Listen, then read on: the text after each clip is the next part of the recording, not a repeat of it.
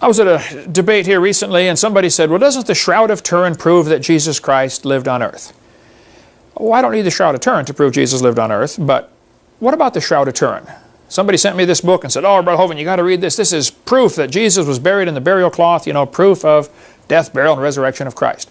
Well, they say the Shroud of Turin was the cloth Jesus was buried in. Now, here's the facts about it. This is a picture of it. You can see the picture of the face, and the arms are crossed, and, you know, they say the holes in the hands where he was, you know, crucified, and holes in the feet, and you can see the beard and all this stuff. There's several real serious problems with the Shroud of Turin.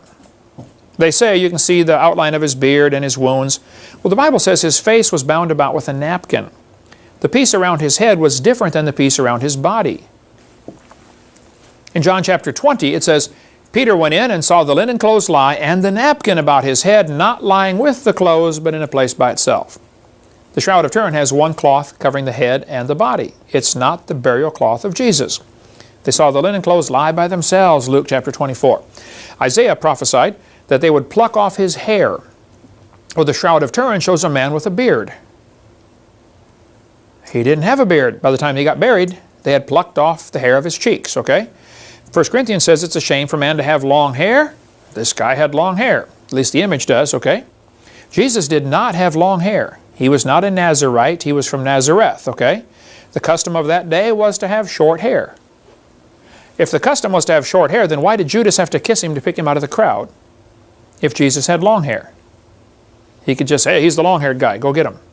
No, Jesus had short hair like everybody else, okay? So, Jesus went secretly to the feast. Nobody picked him out as unusual. He looked just like everybody else, okay? He was not a Nazarite from Numbers chapter 6. That was a vow they took not to cut their hair, shave, and all that stuff. Samson was a Nazarite.